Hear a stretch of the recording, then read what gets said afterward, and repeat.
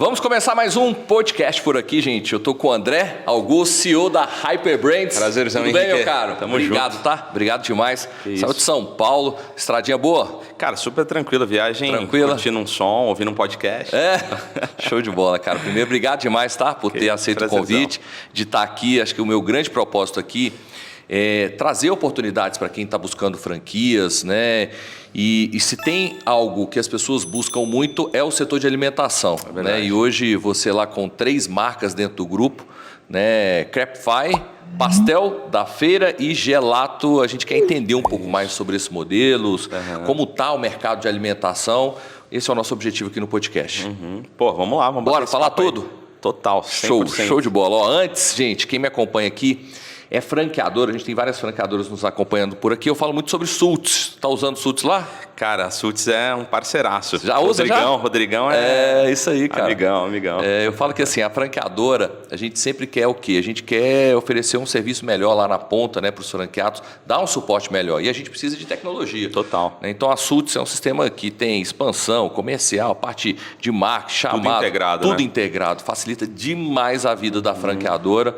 Então, quem é franqueador ainda não conhece Sultz, vai lá, conheça. Eu vou deixar o link na descrição do vídeo. Vale a pena, né, ter esse parceiro para dar lá na ponta um suporte melhor. Com certeza. Fechou? Vamos agora falar um pouquinho mais, André. Assim, primeiro, eu queria te conhecer um pouco mais, para antes a gente entrar, né, dentro do grupo e das possibilidades de negócio que você tem hoje. Quem é o André? Pô, cara, eu vim de uma família super humilde, super simples, na periferia de São Paulo. E, na verdade, a periferia de Taboão da Serra, que é uma cidade vizinha a São Paulo. E, cara, comecei com 9 anos vendendo laranja de porta em porta com meu pai, né, aos 9 anos de idade. Eu lembro bem que a gente batia nas portas da comunidade. E aí eu ganhava, além de vender a laranja e sair com um troquinho, eu ganhava uma água gelada, um bolinho de laranja.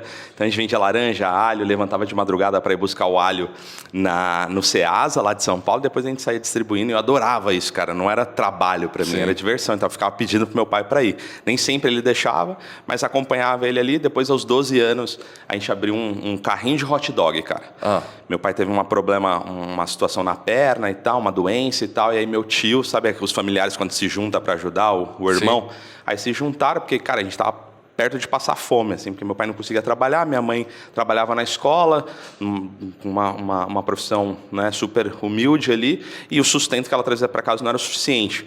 E aí, meu tio chegou, tio João, aí, ofertou lá um carrinho de hot dog pra gente, já com todo o estoque, com Coca-Cola, com um monte de coisa, e a gente desceu para a principal avenida ali da região onde a gente morava e começamos a vender, cara.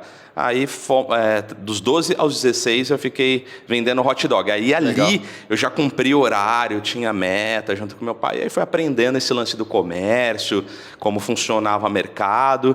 E aí, cara, dali pra frente, fui pra faculdade, aí comecei a crescer, a desenvolver.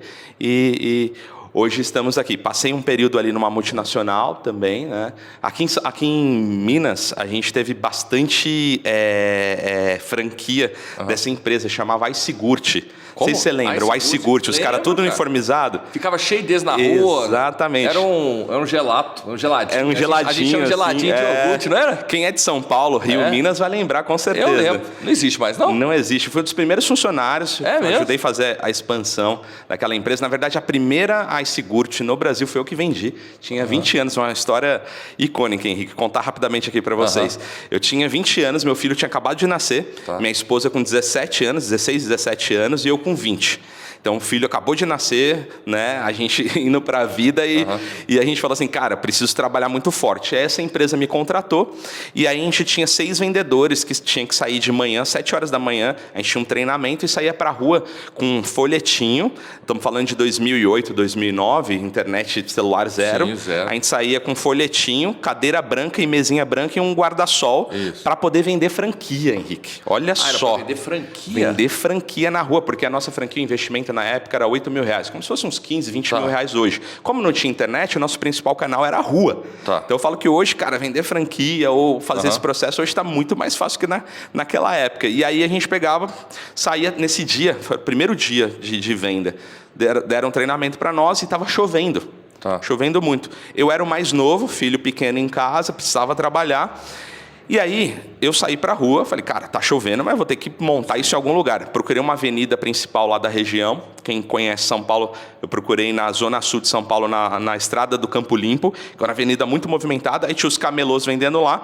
Como eu já tinha experiência de rua, eu fui e conversei com os camelôs, cara, posso montar uma barraquinha aqui? Expliquei o projeto, a empresa colombiana tá vendo para os caras, não, coloca aí. Coloquei a barraquinha e comecei a panfletar. E garoando, chovendo e tal, aquela oscilação durante o dia. Comecei a panfletar e achei um senhor Pedro. E o senhor, nossa, que legal. Aí eu comecei a explicar, pô, tá chegando no Brasil, você pode ser o primeiro, investimento é só R$8.000, a gente aceita cheque, naquela época cheque era muito comum, a gente aceita cheque e tal. Aí ele falou, não, vamos conversar melhor, porque não tava garoando, não dava pra conversar. Aí a gente foi pra um restaurantezinho do lado, cara, apresentei todo o negócio pra ele, foi na casa dele, pegou os cheques, trouxe, assinou o pré-contrato comigo, ali na rua, cara. E aí eu voltei pro outro dia, pro escritório, triste da vida, porque eu falei assim, cara, vendi só uma, os outros caras eram muito mais experientes que eu, cara, os caras vão trazer 3, 4 franquias. E aí eu cheguei, cara, eu fui o único a vender naquele dia. E aí depois eu fui descobrir que naquele dia os caras nem foram pra rua, porque os caras eram mais experientes. Ah, pô, tá chovendo, eu vou pra rua? Não, hoje não tem como vender. E aí naquele dia eu fui pra rua por uma inocência, ou talvez por uma, enfim, por uma força de vontade ali, eu vendi a primeira franquia do iSigurt no Brasil. Cara, e aí depois dali pra frente, cara, eu cresci com a empresa, foi meu primeiro viagem de avião, primeiro hotel que eu fiquei na vida, enfim, saí de lá como gerente e foi uma experiência super legal. E aí eu saí de lá e vim empreender em franquia. Só me explica uma coisa. Você montava uma barraquinha. Uma barraquinha, cara. E era no panfleto? Panfleto e um folderzinho assim, mais bonitinho, sabe? Que a gente entregava, mas era uma pastinha, aquelas cadeiras de pastel, sabe? De cadeira branca e mesa branca e um guarda-solzinho que voava toda vez que batia um vento. E hoje o pessoal que trabalha na expansão, na venda de franquia, reclama que o lead chega ruim. Debaixo do ar-condicionado, Rapaz, quando o povo fala isso, eu fico maluco. Falo, gente, eu vou contar minha história pra vocês. Vocês entenderem como o cara pra vender franquia lá em 2008. Que legal, cara. Legal demais. Eu lembro, cara. Lembro dessa marca, assim. Lembro que espalhou, né, cara? Espalhou. Tinha um tanto de gente. Tinha 800 unidades no Brasil, era tudo classe C e D, né? E a gente era especialista em estar nas comunidades. Então, cara, favela, por exemplo, lá em São Paulo, no Paraisópolis, eu tinha 3 unidades. Então já era amarrado com o pessoal da comunidade, que era um trabalho social, né, cara? A gente levava muita oportunidade, a gente dava cesta básica. Se o cara, ele podia ir para a loja todos os dias, se ele não vendesse nada, mas se ele se comparecesse na loja todos os dias, a gente tinha um combinado de dia da semana, ele ganhava uma cesta básica no final do mês. Então ia muita gente para a loja todos os dias, porque às vezes a cesta básica era a única coisa que o cara ia ter no mês. Então assim, era um trabalho social muito forte, foi muito legal, cara, uma experiência bem legal. Demais. Não sabia dessa história. E aí depois? Aí depois, cara, em 2012, 2013, comecei a empreender em franquias, né? Tinha ganhado uma certa experiência lá, principalmente como era uma micro franquia, era um modelo bem... eu ganhei muita experiência de relacionamento. Que franquia, acho que a base é relacionamento, né, cara? E aí a gente trouxe isso para empreender no segmento de calçados femininos, né? Comecei a trabalhar com calçado feminino de porta em porta. Em 2015, cara, o negócio foi um sucesso. Busquei investidores, já estava um pouco mais maduro, fiz faculdade nesse período, tinha trabalhado nessa empresa. E aí fui buscar investidor, consegui R$300 mil de um investidor anjo, na época. Alugamos um espaço, na época, R$300 mil, falando de 2013. Era como se fosse, sei lá, uns 600, 700 pau hoje, era uma grana bem importante. A gente alugou um grande escritório lá em São Paulo e começamos a buscar revendedoras, trazendo ela como micro franqueada de revendedora de Natura e Avon. E aí a gente fazia uma proposta para elas de micro franquia, mas era micro franquia tipo R$700 mil, assim, tipo, era como se fosse um modelo desse, né, num contrato mais leve. E a gente chegou a ter mais de 1.000 dessas no Brasil, revendendo de porta em porta. Mas ela no mesmo formato de uma Natura... Isso. No mesmo formato do geladinho lá? Exatamente, que era a experiência que eu tinha. Então, era um processo bem base. E aí, com esse investidor, ele veio para o negócio, me trouxe uma experiência muito maior de processo. Esse investidor, ele tinha a franquia da TOTUS na época, então ele trouxe uma experiência muito grande de processo. E ali eu tinha uma escola muito de braço, assim, sabe? Operacional, ir para a rua, vender e tal, não sei o quê. Mas eu tinha muita deficiência de processo e tecnologia. Aí ele veio e cobriu essa deficiência. Então o negócio ficou bem, bem robusto. Só que chegou em 2016, cara, a gente teve a nossa primeira queda, cara. A gente quebrou. A empresa, 2016, o mercado, assim, a gente, por falta de experiência minha, eu estava com 26 anos na época, Você acha quando você tá com essa idade, você acha que tudo que você vai pôr a mão vai dar certo, vai né? Dar certo, E aí, cara, não, vai dar certo. E a economia caindo, veio o impeachment da Dilma. Cara, assim, o pessoal, inadimplência super alta, as pessoas pegavam os sapatos da gente e pagava no boleto. A galera começou a não pagar, porque ela não estava recebendo da cliente dela, então virou uma escadinha. Efeito dominó. Efeito dominó. Aí, cara, a gente tinha um custo super alto, porque a gente começou a trazer um monte de gente para dentro, tinha operador logístico e tal. E aí, em 2016, a gente quebrou. Quebrou o negócio e aí a gente teve que recomeçar. Eu lembro que o meu sócio, ele era mais velho, ele faleceu. E ele falava assim para mim, André, cara, você é jovem ainda, mais uns 5 anos você dá para pagar todas as dívidas, vai negociando com todo mundo e tal, vai dar, porque eu achava, cara, vai acabar meu mundo e tal. Ele já era bem mais experiente, ele, cara, fica tranquilo, fica em paz, vai pagando uma por uma e você vai resolver tudo isso. Tanto que a gente resolveu tudo, graças a Deus, mas na época, cara, parecia que o mundo ia acabar, cara, assim. E foi uma experiência muito forte. Eu falo, Henrique, que graças a Deus eu passei por isso. Na época você não quer passar por isso, mas hoje eu olho e falo assim, cara, hoje eu sou muito, muito cauteloso com caixa, hoje eu sou muito mais cauteloso com dinheiro. Então, na época você não era, né? E trouxe habilidades de humildade que todo empreendedor precisa ter. Eu falo, cara, o empreendedor tem que ser como Jesus falava, cara, senta lá na ponta, porque se a pessoa for ter que te convidar, ela te chama para frente. Mas o empreendedor, para mim, é aquele cara que tem que estar sempre sentado lá na ponta, sempre com muita humildade. E eu só enxerguei isso por ter falido. Se eu não tivesse falido, eu não teria enxergado essa humildade que a gente precisa ter para os negócios, né? Então, assim, cara, eu falo que fui agraciado por Deus ter passado por isso e ter mentores muito bons na vida, assim, ao longo da jornada. Sempre tive pessoas que foram direcionadas por Deus ali para estar falando, não, faz isso, não faz aquilo e tal. E, cara, chegamos aqui hoje. E assim, cara, você está comentando, por exemplo, desses desafios, né? Que eu falo assim, toda pessoa que se predispõe a empreender, ela assume um risco, né? Então, é muito importante as pessoas entenderem com relação a esse risco. O risco é o quê? Não dar certo.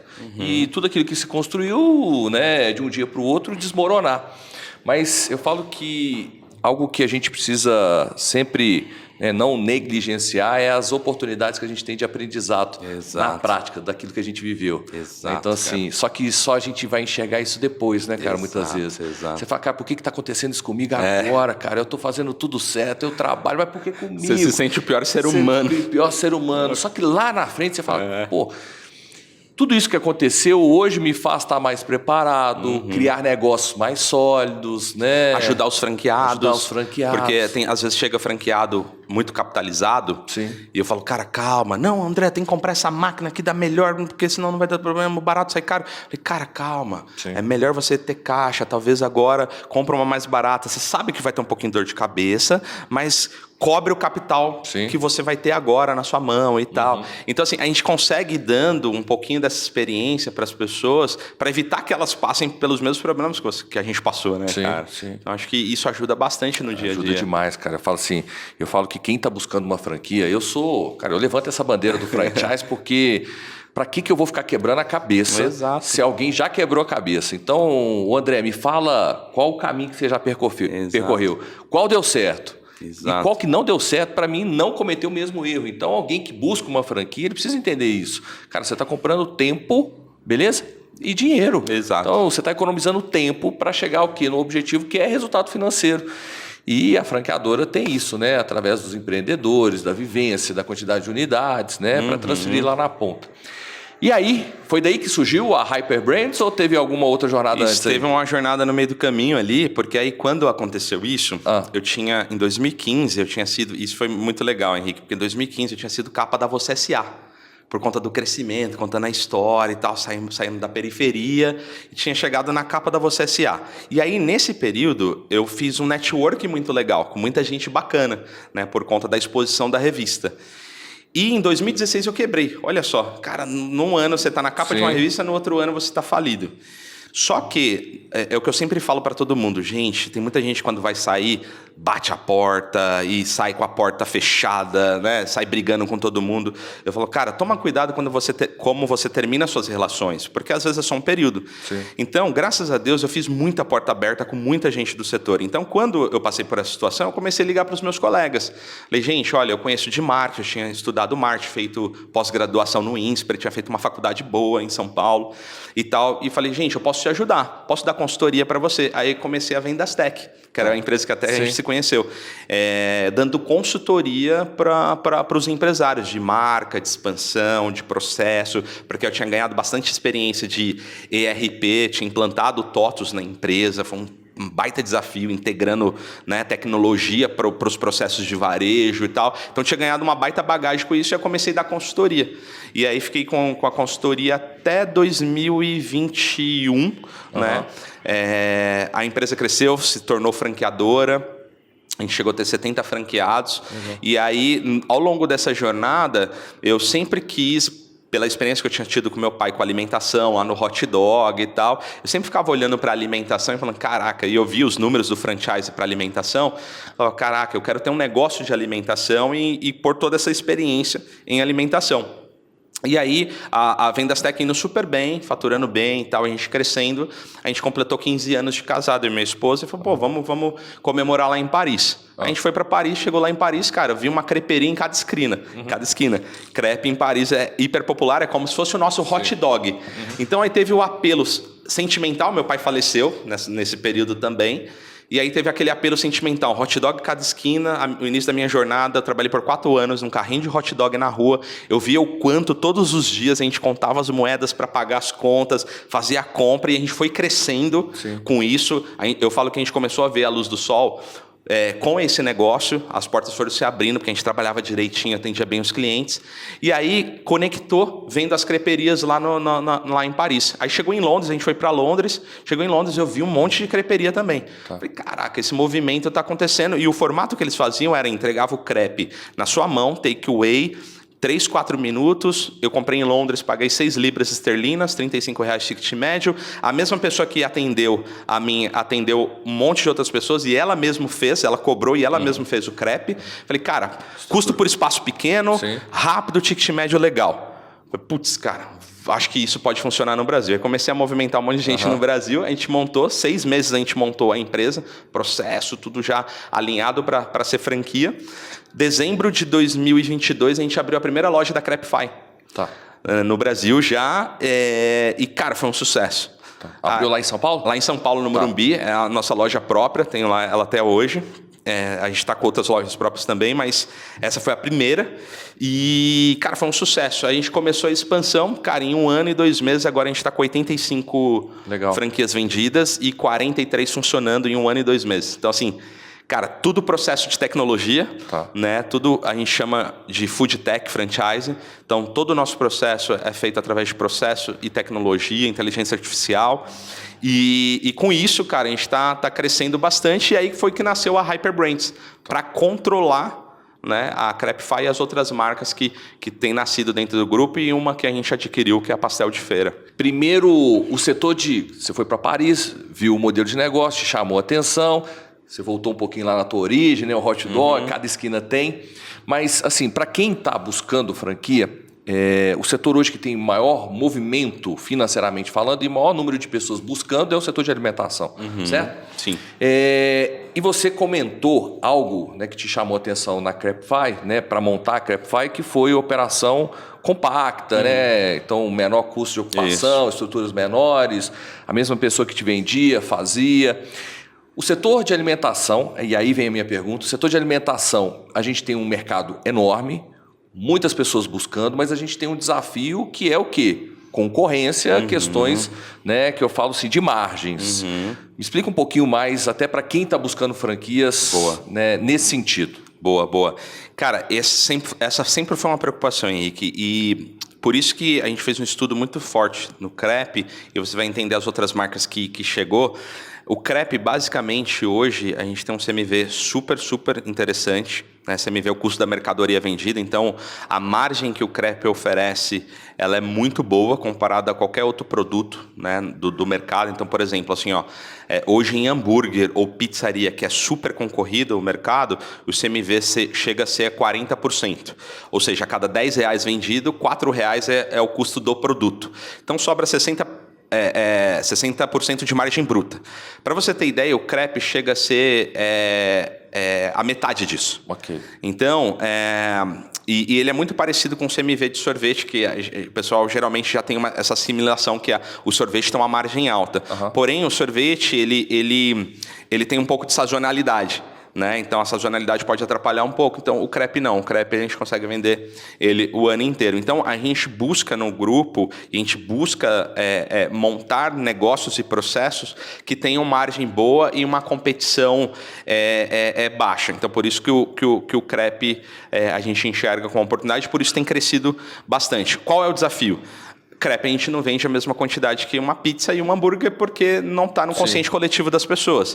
Mas a gente tem percebido, a gente analisa recência, frequência e valor monetário nas nossas lojas, todas as lojas. Hoje a gente tem mais de 70 mil clientes cadastrados. Eu tenho então o comportamento dessas pessoas para a gente trabalhar com inteligência artificial com elas. E com esse comportamento, esses 70 mil clientes cadastrados na nossa base hoje, a gente consegue entender como entregar cada vez mais crepe no dia a dia desse cara. Então a gente lançou outros produtos. A gente lançou o Coffee, que é o café da Crepify, junto com o Rollfy, que é um produto desenvolvido, é um enroladinho de crepe, como se fosse um enroladinho da comida chinesa, sabe aquele enroladinho de primavera? Sei. A gente fez isso só que um pouco mais saudável, porque não é frito, ele é assado e com Nutella, Oreo, uma porrada de sabor legal, que combina com o café. E a gente desenvolveu esse café junto com esse produto. Então, a gente está fazendo vários trabalhos de composição e cross de produto no negócio para que o consumidor vá entendendo como consumir cada vez mais a gente, vai aumentando a frequência e o valor monetário desse cara nas nossas lojas e, ao mesmo tempo, dando margem. Porque o Rollfy não tem um comparativo de Rollfy no mercado. Então, eu cobro o preço que a gente acha que faz sentido para a estrutura do negócio parar de pé. Então, o que a gente tem tentado fazer ou a gente tem um produto competitivo e esse produto competitivo me abre porta para eu ter margem, né? No caso do crepe, ou eu construo marca, branding, que é o caso do pastel de feira. Pastel de feira é branding puro. Mas basicamente a gente trabalha muito isso, né? O Product-led Growth. Ou é o Product-led Growth aqui, ou é a parte de branding total. E aí assim a gente consegue ter diferenciação e o franqueado que vai abrir uma loja, ele consegue perceber isso lá na cidade local dele. Ele fala, poxa, só tem essa creperia, porque crepe o pessoal está acostumado a evento. Né? Não que a gente não faça, a gente faz evento também, mas crepe o pessoal está mais acostumado com o evento. E aí esse franqueado acaba sendo a referência na cidade dele, entendeu? Tá. Me explica aqui. A Crepify veio de uma ideia, de uma experiência em Paris, Londres, beleza. E aí você montou outras marcas. Você falou agora da Pastel de Feira. De feira. Como é que surgiu essas outras marcas? Hoje são 3, né? São 3, Fala como é que surgiu essas duas outras marcas. Isso, aí dentro dessa estrutura, a gente está seguindo como os americanos fazem. Tem várias empresas nos Estados Unidos que terminam com brands. Brands aqui no Brasil a gente enxerga mais como uma agência, marca e tal. Mas lá nos Estados Unidos eles têm a referência como marcas de alimentação que entram numa cadeia de produção com eficiência. Então lá nós temos a Focus Brands, o Yum Brands, que é dona de marcas como Domino's, Pizza Hut, Dunkin' Donuts e uma porrada de... São as controladoras desses restaurantes lá fora. E aí, o que a gente começou a trazer o conceito? Eu fui lá para fora para estudar isso, fiquei um tempo para estudar esse conceito e trazer para nós. Aí o conceito eu busco marcas com produto que gera crescimento, ou com marca que ela tem uma lembrança, uma associação afetiva que gera também o crescimento. Então, esse é o parâmetro que a gente tem para fazer as marcas. Então, o crepe entra no produto, então o produto é a diferencial. Agora vem a Pastel de Feira, que foi uma aquisição. A Pastel de Feira foi criada pelos nossos sócios Bruno e Flávio, lá em São Paulo. Os caras geniais. O Bruno é o gênio do marketing, ele é um influencer lá em São Paulo, bem conhecido. E ele dá dicas de restaurante. Legal. Então ele começou a levantar várias dicas de restaurante e tal, e ele falou assim, cara, eu vou montar uma pastelaria. Montou uma pastelaria com um baita apelo afetivo, assim, você entra na Pastel de Feira, você sente muito bem porque você lembra da tua infância. Então ele serve tubaína no saquinho, com, sabe, tem uma Kombi dentro, aí tem um cachorro caramelo, tem pomba, sabe, essas coisas, todos os elementos de marca, fica a cada 10 minutos, fica entrando, tá tocando uma musiquinha, fica entrando as frases de feira. Então as pessoas têm um apelo afetivo muito forte. E, por ter esse apelo afetivo muito forte, a gente ganha margem.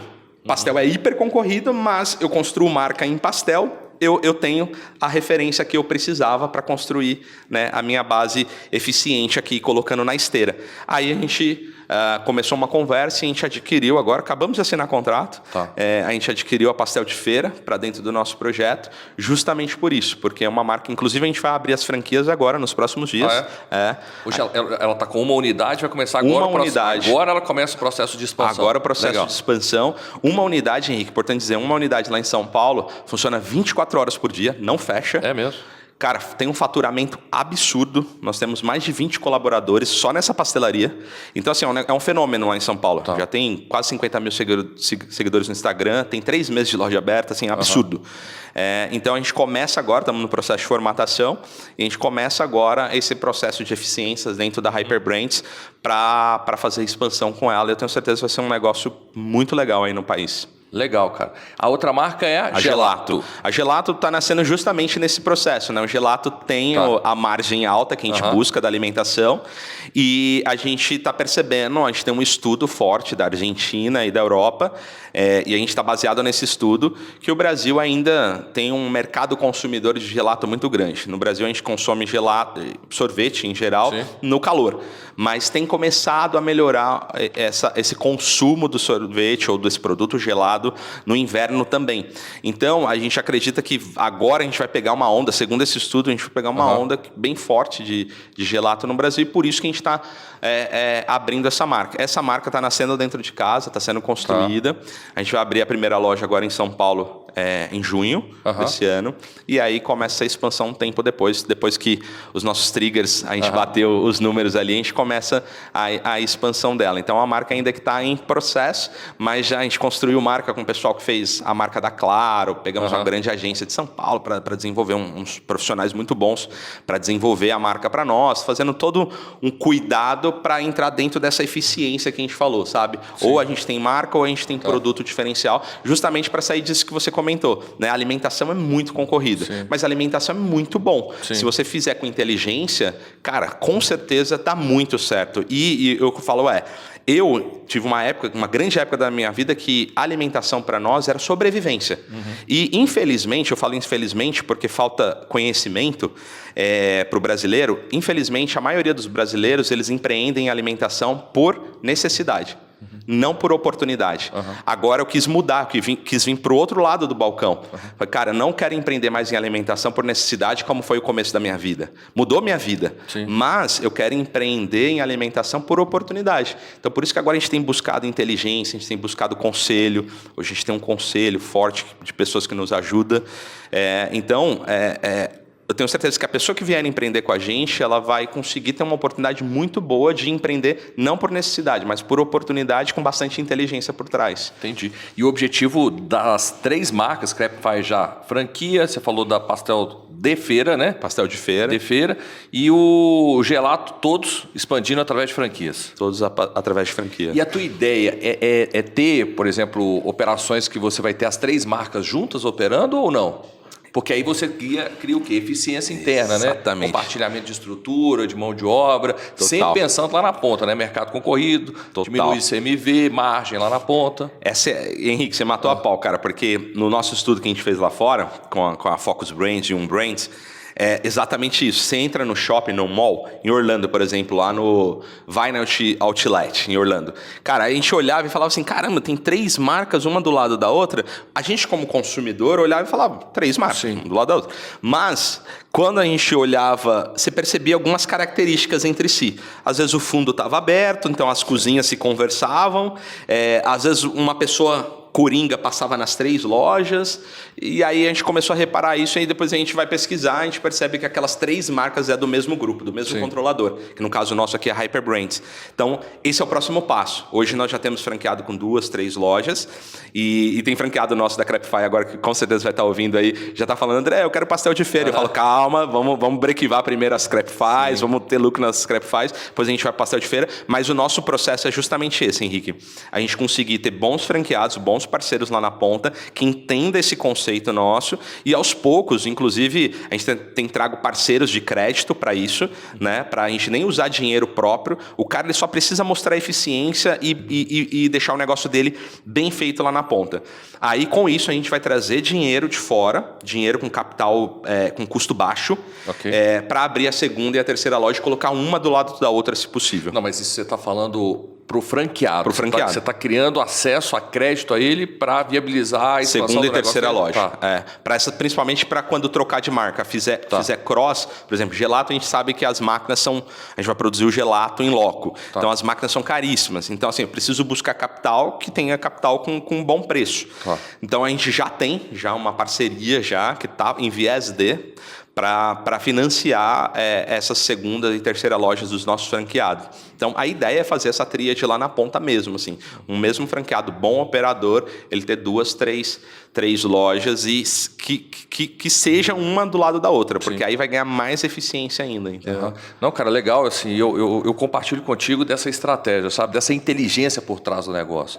Eu falo assim, muitas vezes você tem uma pessoa querendo entrar no setor de alimentação, mas ela precisa entender da realidade atual do mercado de alimentação. Exato. Então, o nível de concorrência, você tem canais hoje de compras, né, que estão concentrados hoje, por exemplo, em aplicativos como iFood. Então, automaticamente isso muda a forma de compra, tira a margem. Então, a gente tem que entender isso para falar, cara, eu quero estar dentro de um negócio inteligente e pensando uma realidade atual, né, para dentro do mercado. Exato. E a alimentação, Henrique, eu acho que tem uma característica muito forte, que você trabalha muito inicialmente. Sim. Muito. Assim, cara, eu falo para os nossos franqueados, cara, não venha com a ilusão de ver um franqueado semana passada no escritório e ele fala assim, cara, eu quero viajar mais com a minha família. Ele fala, cara, então não abre uma franquia de alimentação agora.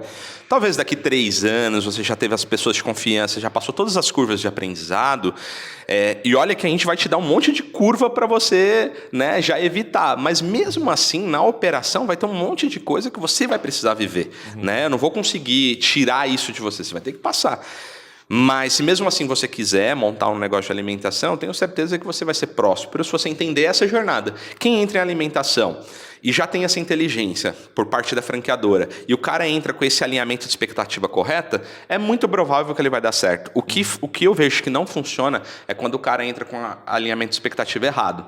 Cara, putz, eu quero ter um negócio de alimentação para daqui 3 meses estar viajando. Cara, não vai acontecer. Não vai acontecer. Mesmo, mas vou pôr gerente, vou pôr isso, processo tão bem redondo, tem tecnologia para tudo. Mas mesmo assim, cara, tecnologia é acelerador. Você vai precisar de um ser humano lá, você vai precisar do seu olho lá. Então não adianta, cara, correr. Então, assim, acho que tendo esse alinhamento expectativo, o cara, sem sombra de dúvidas, que vai ser um sucesso. Mas precisa ter isso. E hoje a ideia que vocês têm como planejamento de expansão mesmo. A Crepify começou tem pouco tempo, mas já está, né, com muitas unidades. O que você olha para o mercado e fala, cara, esse eu tenho como objetivo nessa marca, tipo, a curto, médio prazo? Hoje a gente está no grupo, né, na Hyper, a gente está com a meta de dezembro de 2029, com 1.000 unidades, dezembro de 2029. A gente tem uma separação, isso eu não posso falar, mas a estratégia de cada marca, de penetração de cada uma, né? Mas a nossa meta geral é 1.000 unidades até dezembro de 2029. O que a gente enxerga, Henrique, é assim, hoje a gente usa o GeoFusion como uma ferramenta lá de geomarketing, nos ajuda bastante a tomar as decisões dos locais. E eu costumo falar assim, para o franqueado, cara, a gente decide a 4 mãos. E como eu divido as nossas mãos? As minhas 2 mãos vão te dar o mapa, porque eu vou te dar tecnologia, vou te dar densidade demográfica, comportamento do consumidor, tudo que você precisa como um mapa. Mas você conhece, por exemplo, estou abrindo um em Santarém, lá em Belém do Pará. Cara, você conhece Santarém como ninguém. Ninguém aqui de São Paulo, ninguém conhece Santarém. como você. Então, você é o terreno e eu sou o mapa. E aí eu costumo falar a frase do exército americano, que é entre o mapa e o terreno, sempre fico com o terreno. Então, cara, eu vou te dar o mapa, você conhece o terreno. A palavra final de quem que é, não é minha. A palavra final é sua, você que conhece o terreno. Então, geralmente tem funcionado. A gente tem escolhido bons pontos, né, por conta dessa junção. Mas, de qualquer forma, eu acho que o Brasil, usando essas geografias, a gente já separou por cada marca ali. Cara, o Brasil tranquilamente, assim, tem muita oportunidade para alimentação. Mas muita. E a ideia tua é nível Brasil ou concentrar, por exemplo? Você falou São Paulo, agora você está falando lá em Santarém, lá no Pará. A ideia é nível Brasil ou tem alguma estratégia de algum mercado específico? Não, nível Brasil. Né? Hoje a nossa expansão está muito voltada mais para o perfil do franqueado, do que a gente clusterizou os perfis. A gente já entende assim, esse perfil aqui, a probabilidade dele funcionar é de 80%. Nunca é 100%, mas a probabilidade desse perfil aqui funcionar é muito maior. E aí alguns perfis mapeados de algumas regiões, a gente fala, cara, a probabilidade disso aqui funcionar é muito baixa. Então hoje a gente não olha geográfico, mas a geografia, a gente olha mais a personalidade da pessoa. Porque a gente acredita que com a personalidade correta, a geografia não precisa ser nem tão excelente assim, mas se a personalidade for boa, a chance daquele negócio funcionar localmente é muito maior. Então a gente tem acreditado que trazer a pessoa certa é mais importante do que a geografia correta, entendeu? Entendi. E me explica uma coisa, hoje, assim, um dos desafios do setor de alimentação está numa questão do CMV, né? Que eu vi que você está bem atenado e bem, vamos dizer, bem atento com relação a esse tema. É a nossa inflação, cara. Eu fico de olho todo dia em CMV. E como é que você trabalha essa questão assim? Hoje, expansão nível nacional, ok? Como é que você trabalha essa questão logística que não impacte lá na ponta no CMV, até para não tornar a unidade lá não competitiva para uma realidade que tem no mercado? Boa. Hoje, qual a solução que a gente achou? Essa é uma dinâmica muito difícil de fazer. Hoje a gente não faz 100% essa dinâmica, mas a gente está uns 80% dela. E hoje a gente não tem um cardápio padrão para todas as unidades, em termos de preço. Hoje a gente tem uma planilha de pricing oficial e um sistema. E esse franqueado, antes dele abrir a loja, ele vai carregar, eu dou todos os itens, ele consome esses itens localmente. Então eu permito que ele consuma localmente, porque são itens muito padrão de marcas que têm penetração no Brasil inteiro. E aí eu falo para ele preencher todos esses itens com preço que é local. Com o preenchimento dele já forma a precificação, de acordo com o price realidade que ele dele tem. lá. Aí eu falo, o seu cardápio, você não pode vender o Nutella com morango por R$22, como a gente vende em São Paulo. Você vai ter que vender por R$23. Mas o sistema me fala isso. Então eu não permito ele abrir a loja dele com o CMV fora de contexto. André, mas tem gente que me questionou isso, assim, mas aí a gente vai ter problema de consumidor consumindo num lugar de um preço de outro. Não, porque regionalmente esse consumidor, esse cara, provavelmente eles compram parecidos, o mesmo fornecedor. Então o preço regionalmente vai ser igual. Mas se ele atravessar talvez para um outro estado ou para uma outra região que tiver uma precificação diferente no atacadão, no atacadista ali da região dele, vai formar outro preço. Mas eu acho mais importante formar um preço que seja competitivo e justo para o meu franqueado do que eu ter uma linearidade de preço lá na ponta e machucar meu franqueado. Então eu prefiro fazer isso do que entregar. Então a gente trabalha hoje com essa inteligência, formando o CMV antes de abrir a loja. Isso está na implantação já. Antes de abrir a loja, a gente vai gerar uma precificação e ele tem que trabalhar dentro daquela precificação. Óbvio que a gente nunca é impositivo, né? A gente acredita muito no relacionamento. Mas a gente fala assim, franqueado, você quer, mais uma vez, o lance do terreno. Franqueado, esse preço que você deveria praticar para ter o seu CMV de X%. E esse CMV deixa o seu negócio hiper saudável. Essa é a nossa maior triunfo do negócio, as nossas margens. Putz, mas esse produto aqui, cara, meu concorrente vende por X ali e tal, eu teria que vender um pouco mais abaixo. A gente fala, então, esse daqui você vai vender mais barato. Aí a gente vai lá na nossa ordem de produtos mais vendidos. Então, esse 3 aqui, a margem que você está dando para esse, que você está diminuindo, esse produto que é o top 3, que também vende, esse daqui, ao invés de a gente vender por R$1, a gente vai vender por R$1,15 para cobrir a margem que você está dando do outro. E aí a gente recupera no todo aquele que você está dando de preço. Então, assim, tem que ter uma inteligência de pricing, cara. Tem que ter uma inteligência de pricing muito forte. Hoje eu não tenho um departamento, eu e mais uma pessoa que faz, mas eu quero, para um futuro breve, então, ter departamento só de pricing, cara. É como se fosse um Ministério da Economia, olhando o CMV todo dia, porque esse CMV é o grande vilão de alimentação. De alimentação. Vamos entender um pouquinho com relação a essa parte de investimento. Até para quem aqui tá gostando, quer empreender no setor de alimentação. Quais são os investimentos hoje? Pelo que eu entendi, hoje a gente tem a Crepify que eu consigo entrar e na esteira tem outras duas possibilidades que depois ele pode investir, certo? Isso. Tá, para montar hoje uma Crepify. Cara, hoje nós estamos falando aí de investimento entre 80 e 100 mil reais para montar uma Crepify. Tudo. Aí eu tô falando taxa de franquia, estoque inicial, maquinário, tudo? De 80 a 100 mil reais ele coloca de pé, já com taxa de franquia, capital de giro, estoque inicial, enfim. Hoje a Crepify é uma micro franquia, né? Então, obviamente que muita coisa, por ser uma micro franquia, eu falo assim, cara, você pode gastar 200 mil para abrir uma Crepify, mas você consegue fazer com menos se você também tiver uma cabeça econômica, né? Não vai pôr lá, sei lá, uma grande empresa, uma grande construtora, um engenheiro, um arquiteto renomado para fazer a tua loja. Então, com esse valor, você consegue colocar de pé. O que a maioria dos nossos franqueados gastam, uns passam um pouquinho, mas a média é essa, de 80 a 100 mil reais. Hoje nós estamos com payback de 9 a 18 meses, temos break-even, às vezes, de primeiro mês, outros de 3 meses, outros de 6 meses, né? O break-even, o ponto de equilíbrio, onde as contas vão se equilibrar ali. Hoje, o faturamento médio de 35 a 45 mil, né? Eu sempre falo isso, cara, a gente não tem um faturamento alto comparado à rede de alimentação, mas a gente tem uma margem muito boa. Então a gente troca, né? A gente troca, a gente fala assim, cara, eu não vou faturar, porque às vezes tem franqueado que fala, nossa, mas o faturamento é baixo. Falo, cara, mas tem que olhar a última linha. Vamos olhar a última linha aqui, o seu risco e tal. Então, geralmente na última linha deixa de 18% a 25%, então estamos falando de 7 a 9 mil reais.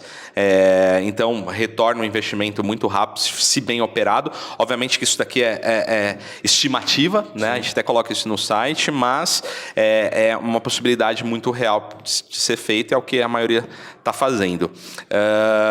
A pastel de feira, nós estamos falando aí de um investimento a partir de 170 mil reais para montar uma loja, porém uma loja que tem um faturamento muito mais agressivo, é pastel, né? Porém, o que eu falo o conceito de eficiência que eu estava falando lá atrás, para entrar nessa precificação da franquia, eu enrolo com uma massa assada, que é o crepe. Outro eu enrolo com uma massa frita. Mas o conceito é muito parecido do crepe e do pastel, se você for ver, né? Um eu coloco aqui na chapa, outro eu coloco aqui na fritadeira. Então, as margens do pastel, elas também são muito boas. O que acontece é que aí fora tem muita informalidade e muita gente operando pastel por necessidade e não por oportunidade. Então, as pessoas precificam pastel de uma maneira que às vezes elas nem estão fazendo conta de CMV. Mas como a gente agregou marca num pastel de feira e agregou alguns apelos afetivos, a gente consegue... E aí foi a sua preocupação, né? Exatamente. Assim, você não pode se concorrer com o Zé do pastel da esquina. O pastel de flango, não. Cara, tem que ser uma outra coisa. Quem olha o pastel de feira fala assim, cara, é outro universo, assim. Então tem bastante tecnologia por trás, bastante processo, tá por oportunidade, não por necessidade, mas mesmo assim a gente consegue ter um preço mega competitivo lá na ponta para o nosso consumidor. Então o pastel de feira hoje, a partir de 169, 170 mil reais, já com tudo também, o cara consegue colocar uma loja. Para você ter ideia, hoje a nossa loja número 1 do pastel de feira fatura mais de 200 mil reais mês. Legal. Então, uma pastelaria faturando mais de 200 mil, fazendo quase 2,5 milhões por ano. Então, a gente acredita que é um negócio inteligentíssimo. Margem hoje nós estamos falando de 15% a 20% do pastel, também na última linha. Então, um negócio super rentável. E a gelato ainda a gente não tem a precificação, porque a gente está na... Mas você tem vamos dizer, uma expectativa? Assim, a ideia é que o modelo... Pode ser uma faixa até maior aí, mas qual que é a expectativa que você tem? A expectativa que a gente está trabalhando para isso. Inclusive, a gente está falando com alguns colegas que têm mais familiaridade com China, para ver se a gente consegue trazer algumas coisas da China, em termos de maquinário. Mas a gente está falando de 220 a 280 mil reais por loja de investimento já com tudo também. É isso que a gente quer, né? Hoje a gente pega concorrentes aí que para montar uma loja, nós estamos falando de 650 mil reais, 480. Então, realmente, abrir uma gelateria é um valor bem diferente de qualquer outro, né, setor aí de alimentação por conta dos maquinários. Sim. E, no nosso caso, nós vamos produzir, em cada loja vai produzir o seu gelato de acordo com a nossa receita. Então, vai ficar um investimento um pouquinho mais alto. Você comentou com relação a maquinários, assim, e voltando lá no investimento da Crepify, você falou de um investimento médio de 80 mil, 80, 100 mil.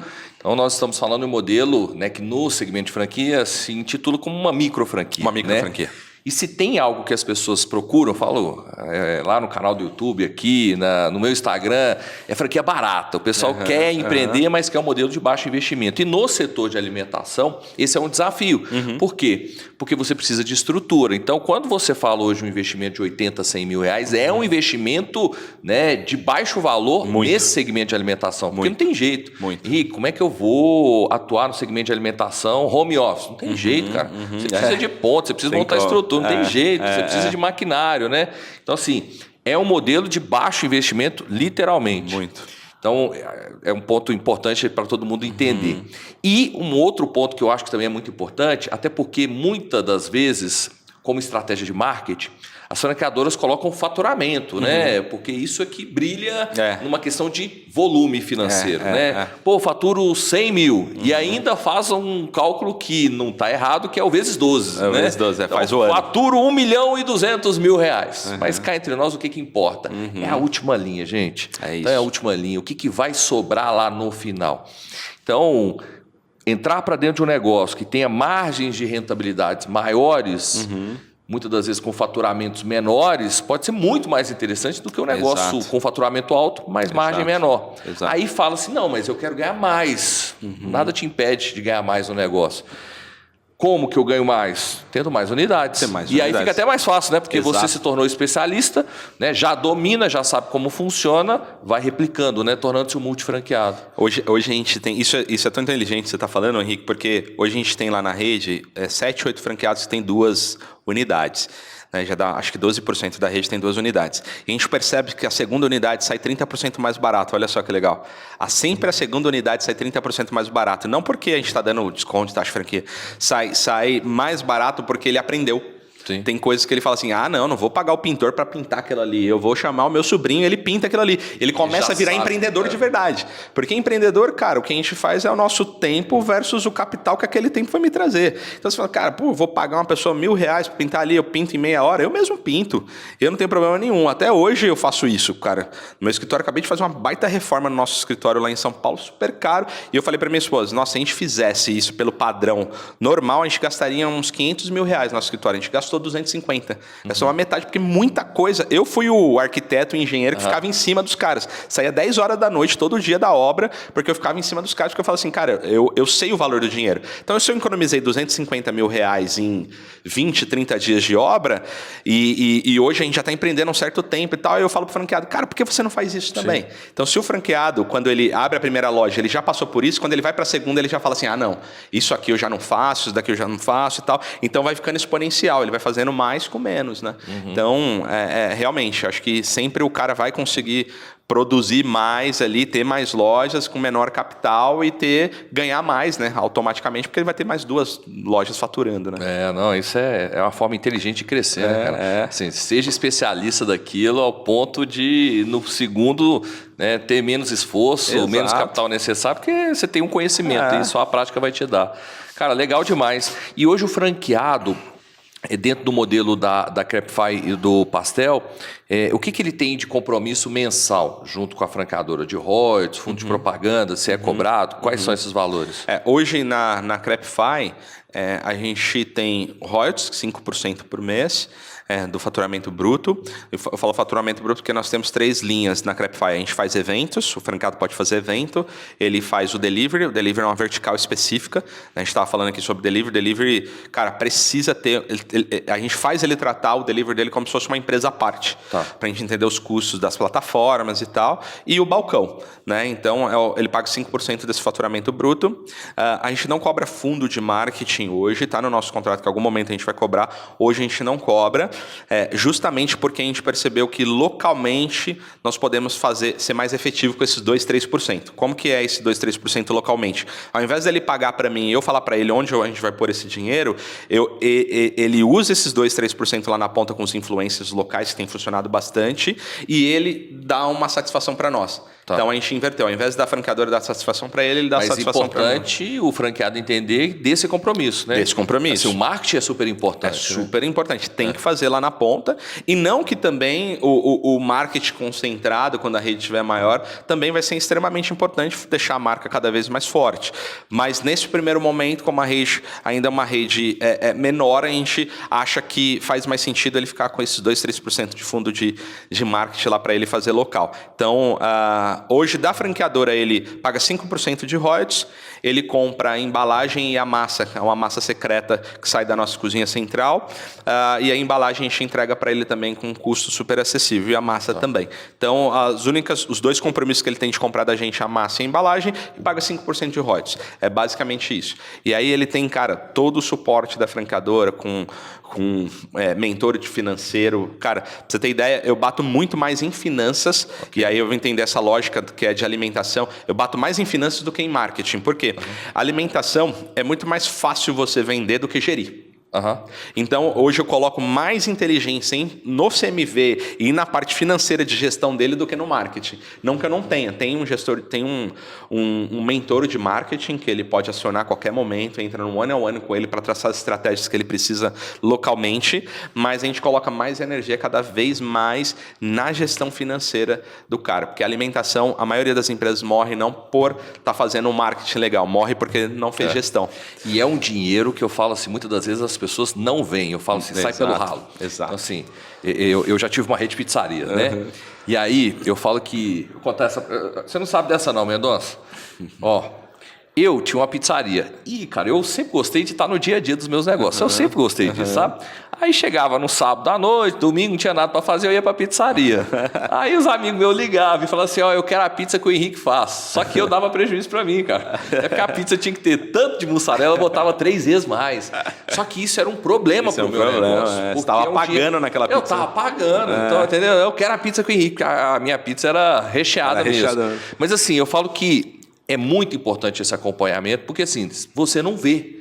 Tipo, o dinheiro entrou, mas cadê o lucro? É lógico, você aumentou demais o CMV. Então, assim, se o empreendedor lá na ponta não tiver esse grau de consciência, no final do mês ele não gera rentabilidade. Então, essa preocupação é super importante. É super importante. Então, assim, número 1 nosso é gestão financeira, porque o CMV é a nossa inflação.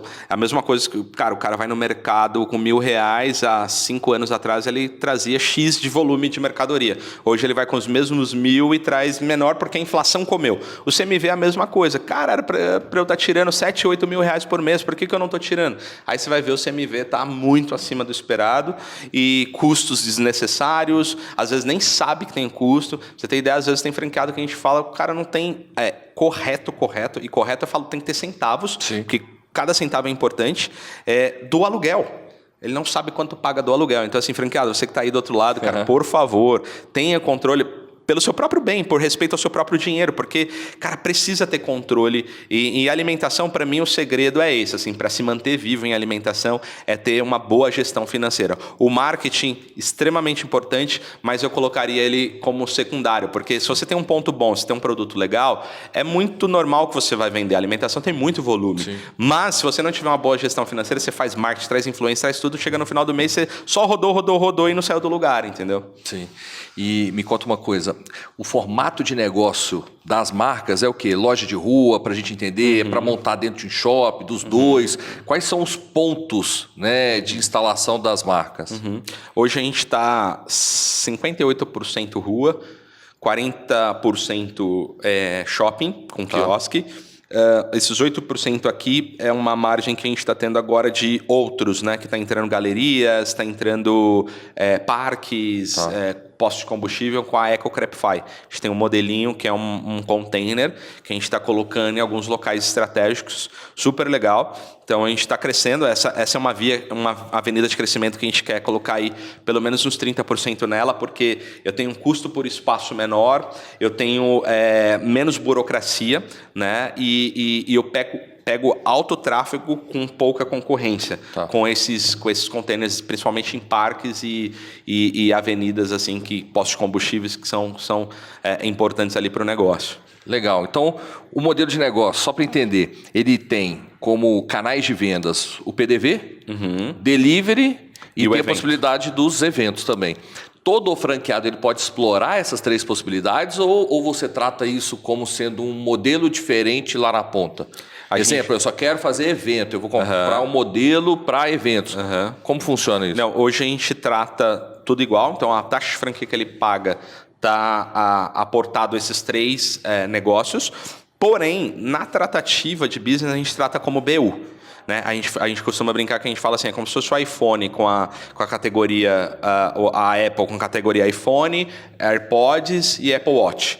Então, cada uma tem uma vertical que precisa ser respondida. Então, André, quero operar delivery, quero operar balcão e quero operar eventos. Então, tá bom, você vai ter que ter uma DRE para cada um deles para a gente saber qual está sendo mais eficiente. Né? Então, hoje, evento, cara, para você ter ideia, um evento nosso chega a deixar 60% de margem líquida.